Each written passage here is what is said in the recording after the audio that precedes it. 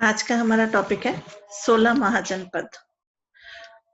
उत्तर वैदिक काल में राज्यों का आधार जाति था। जो जाति जहां बस जाती थी वह क्षेत्र या प्रदेश उसी जाति के नाम से जाना जाता था। यद्यपि इस प्रदेश में अन्य जाति के लोग भी रहते थे, लेकिन उनका स्थान गौण होता था। धीरे धीरे जन का आकार बढ़ा और वह जनपद कहलाने लगा। इन जनपदों का उल्लेख ब्राह्मण ग्रंथों में मिलता है। इससे स्पष्ट हो जाता है कि इन जनपदों का उदय ब्राह्मण काल में हुआ था। आरंभ में जनपद में एक ही वर्ग के लोग निवास किया करते थे, अतः उनकी सांस्कृतिक और राजनीतिक परंपराएं एक ही हुआ करती थी। धीरे धीरे जनपदों में अन्य जाति के लोग भी बसने लगे। इससे सांस्कृतिक आदान प्रदान हुआ, लेकिन सत्ता जो थी वो आदि जन के पास ही रहा करती थी। धीरे धीरे बड़े जनपदों ने छोटे जनपदों को हड़पना आरंभ कर दिया और इस तरह महाजनपदों का उदय हुआ था। महात्मा बुद्ध से पूर्व भारत में 16 महाजनपद थे। बौद्ध ग्रंथ अगुंतरा निकाय में इन 16 महाजनपदों का उल्लेख मिलता है। महात्मा बुद्ध के समय इनमें से कई महाजनपद अपनी स्वतंत्रता खोकर अन्य शक्तिशाली जनपदों में विलीन हो गए थे। इन महाजनपदों का काल 7वीं 8वीं सदी से 6ठी शताब्दी ईसा पूर्व माना जाता है। बौद्ध ग्रंथ अगुंतरा निकाय के अनुसार 6ठी शताब्दी ईसा पूर्व में भारत में 16 महाजनपद जो थे वो इस प्रकार थे: अंग, अवंती, अश्मक, काशी, कौशल, कुरु, कंबोज, मगध, मत्स्य, मल, वत्स, वज्जी, गांधार, सूरसेन, चेदी और पांचाल। अंग, यह जनपद सबसे पुराना जनपद है। इसका उल्लेख अगुंतरा निकाय और भगवती सूत्र दोनों में मिलता है। इसकी पश्चिमी सीमा मगध से लगी हुई थी और इसकी उत्तरी सीमा का निर्धारण गंगा नदी के द्वारा होता था। अंग की राजधानी चंपा थी, जो भारत की एक प्रमुख व्यापारिक और वाणिज्यिक नगरी मानी जाती थी।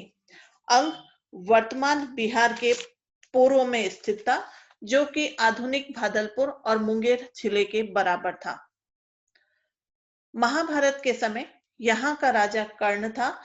इसका अंतिम राजा ब्रह्मदत्त था। इसको मगध के राजा बिंबिसार ने हराकर मगध में मिला लिया था। अवंती, अवंती राज्य में वर्तमान मालवा प्रांत सम्मिलित था। ये दो भागों में विभाजित था, एक उत्तरी अवंती और दूसरा दक्षिणी अवंती।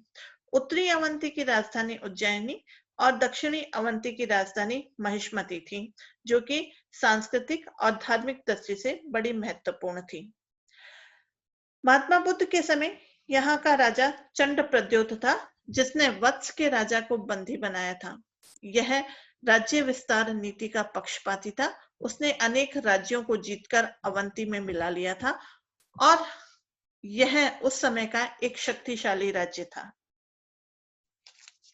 अश्मक, यह राज्य गोदावरी नदी के तट पर बसा हुआ था। इसकी राजधानी पोतन थी।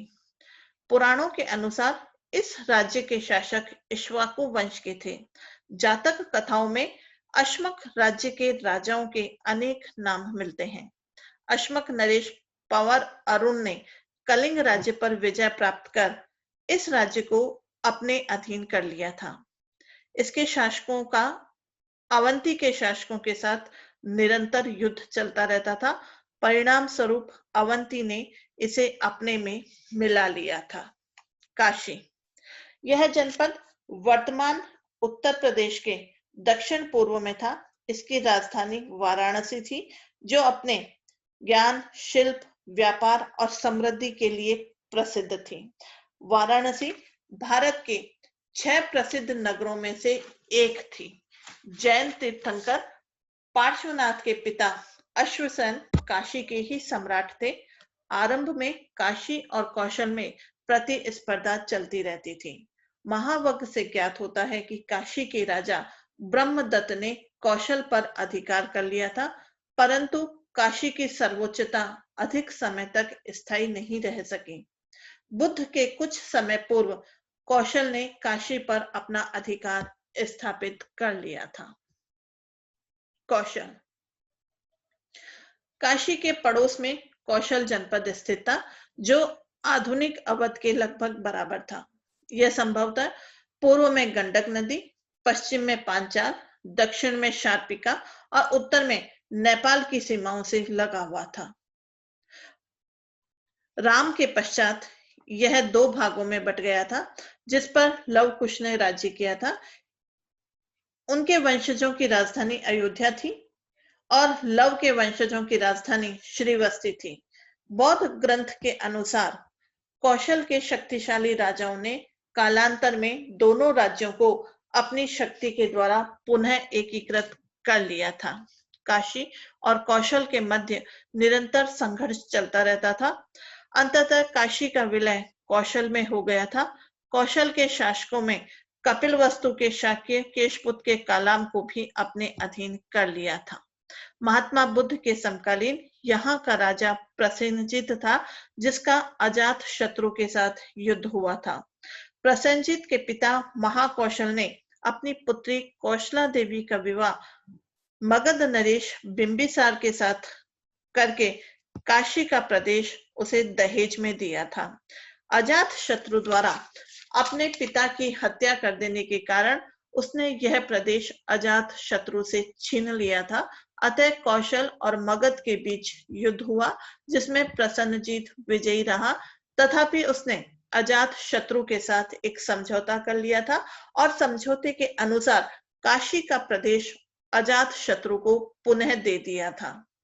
प्रसेनजीत का महात्मा बुद्ध के प्रति भी असीम भक्ति थी और उन्हीं के कारण प्रेरित होकर उसने महात्मा बुद्ध के वंशज शाक्यों के साथ विवाह करने का प्रस्ताव किया था। किंतु शाक्यों ने अभिमान में चूर होकर उसका विवाह धोखे से एक राजकुमारी के साथ कर दिया था और इसी दासी कन्या वासम खत्या के गर्भ से विदुम का जन्म हुआ था। प्रसेनजीत को जब सत्यता का पता चला तो उसने विदुम और उसकी माता को निकाल दिया था, परंतु बुद्ध के समझाने पर उन्हें पुनः स्वीकार कर लिया था। विदुम ने इस अपमान का बदला लेने के लिए शाक्यों पर आक्रमण कर दिया और उन्हें पराजित कर दिया और फिर इसी समय नदी में बाढ़ आ जाने पर वह सेना सहित बह गया था। कालांतर में कौशल भी मगध की शक्ति का शिकार हो गया था। कुरु मेरठ और दिल्ली के समीपवर्ती प्रदेश कुरु राज्य के अंतर्गत आया करते थे। इसकी राजधानी इंद्रप्रस्थ थी। महाभारत काल में संभवतः हस्तिनापुर ही इसका दूसरा नाम था। बुद्ध के समय यहाँ कौरव्य नामक राजा राज्य करता था। महात्मा बुद्ध के समय यह एक गणतंत्र के रूप में विद्यमान था। कंबोज यह गांधार का पड़ोसी था और संभवतः कफलिस्तान के प्रदेश इसमें आते थे। इसकी राजधानी राजपुर थी। कुछ विद्वान इसकी राजधानी हाटक बताते हैं, लेकिन यह अभी तक स्पष्ट नहीं है कि इसकी राजधानी क्या थी। मत्स्य यह राज्य आधुनिक राजस्थान में स्थित जयपुर, भरतपुर और अलवर के प्रदेश इसमें शामिल थे। इसकी राजधानी विराटनगर थी। महाभारत के समय यहाँ पर कहज नामक शासक का राज्य था, जिसने चेदी और मत्स्य दोनों पर शासन किया था। महाभारत से ज्ञात होता है कि पांडवों ने अपने वनवास काल का अंतिम वर्ष मत्स्य राज्य में बिताया था। मल एक संघ राज्य था। ये दो भागों में बटा हुआ था, कुशीनारा के मल और पावा के मल। गोरखपुर के निकट वर्तमान कसिया को कुशीनारा और कसिया से 12 मील उत्तर में स्थित पडरौना को पावा माना जाता है। मल्ल के लोग महात्मा बुद्ध के परम भक्त थे। वे बड़े वीर और युद्ध प्रिय थे। 5वीं शताब्दी पूर्व में मगध नरेश अजात शत्रु ने मल्ल राज्य को पराजित करके उसे मगध में सम्मिलित कर लिया था। वत्स, यह जनपद गंगा के दक्षिण में स्थित था।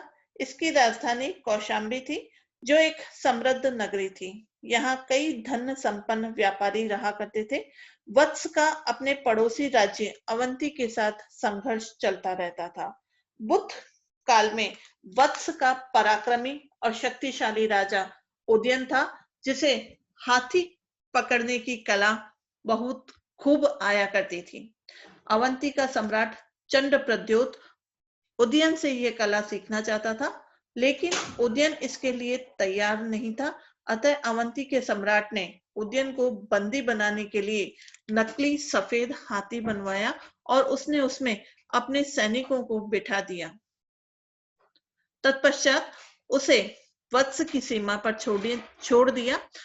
उदयन को यह समाचार मिला कि उस हाथी को पकड़ना है। उदयन हाथी को पकड़ने निकला और उसे बंदी बना लिया गया और कारागार में डाल दिया गया। चंड प्रद्योत ने उस पर कला सीखने का दबाव डाला। अंत में वह राजा के अलावा अन्य किसी से भी कला सीखने के लिए सहमत हो गया। चंड प्रद्योत ने गुप्त रूप से अपनी पुत्री को पुरुष का वेश पहनाकर वह कला सीखने हेतु उदयन के पास भेजता रहा। आखिरकार दोनों में प्रेम हो गया और वह भागने में सफल रहे। कथा सरित सागर और प्रियदर्शिका के अनुसार वह एक शक्तिशाली राजा था और उसने अनेक प्रदेशों पर अपना अधिकार जमा लिया था। उसने अनेक वैवाहिक संबंध स्थापित कर लिए थे और उसकी मृत्यु के बाद बहुत ही उसका उत्तराधिकारी बना था। वज्जी, वज्जी प्रदेश गंगा के उत्तर और हिमालय के दक्षिण में स्थित था। इस वज्जी संघ में 8 गणराज्य थे, जिनमें लिच्छवी, विदेह, ज्ञात्रक और वज्जी प्रमुख थे। जनक के समय विदेह राज्य अत्यंत शक्तिशाली था, जिसकी राजधानी मिथिला थी, जो उत्तर भारत के राजनीतिक और सांस्कृतिक जीवन का केंद्र थी। लिच्छवी संघ की राजधानी वैशाली थी, जो एक घनी आबादी वाला नगर था। ज्ञात्रकों की राजधानी कुंडग्राम थी, जो वैशाली के निकट ही बसा हुआ था। चौथा महत्वपूर्ण राज्य वज्जी था, जिसकी राजधानी भी वैशाली ही थी। वज्जी संघ में गणतंत्रीय शासन व्यवस्था प्रचलित थी।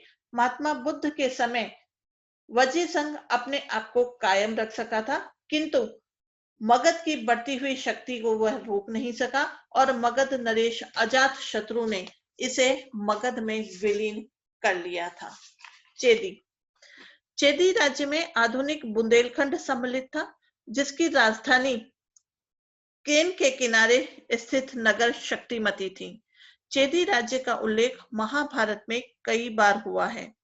कृष्ण के समकालीन शिशुपाल यहीं का राजा था, जिसके बाद इस राज्य की अवनति होती गई। खारवेल के हाथी गुफा अभिलेख से पता चलता है कि कालांतर में चेदियों की एक शाखा ने कलिंग पर भी अपना शासन स्थापित किया था। गांधार, गांधार राज्य में अफगानिस्तान का पूर्वी भाग, सीमांत प्रदेश और पंजाब का पश्चिमी भाग सम्मिलित था। गांधार की राजधानी तक्षशिला थी। तक्षशिला शिक्षा का एक प्रमुख केंद्र था। 6ठी शताब्दी के पूर्व में गांधार का राजा पुष्करसाती था। उसने अवंती नरेश प्रद्योत को पराजित किया और मगध सम्राट बिंबिसार के दरबार में अपना एक राजदूत भेजा था। 6ठी शताब्दी ईसा पूर्व में गांधार को ईरानी सम्राट दारा ने जीतकर अपने राज्य में सम्मिलित कर लिया था। महाभारत में भी गांधार का उल्लेख मिलता है। सूरसेन, सूरसेन राज्य में वर्तमान मथुरा और उसके आसपास का प्रदेश सम्मिलित था। इसकी राजधानी मथुरा थी। महाभारत और पुराणों के अनुसार सूरसेन राज्य पर यदुवंशियों का शासक था। यादव राजवंश मुख्यतः 2 घरानों में बटा हुआ था, पहला विधिहोत्र और दूसरा सातवत। बौद्ध ग्रंथों में सूरसेन राजा अवंती पुत्र का उल्लेख किया गया है।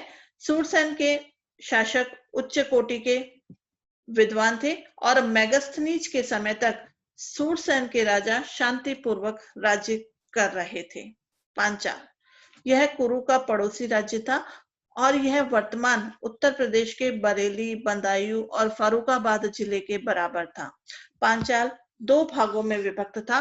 उत्तरी पांचाल जिसकी राजधानी अहिछत्रपुर थी और दक्षिणी पांचाल जिसकी राजधानी काम्पल्य थी।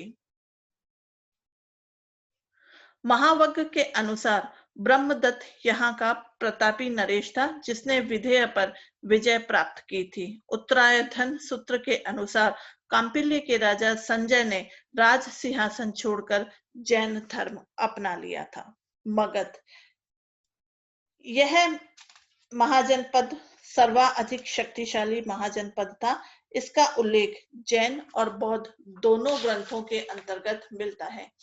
मगध आधुनिक बिहार के पूर्व में स्थित था।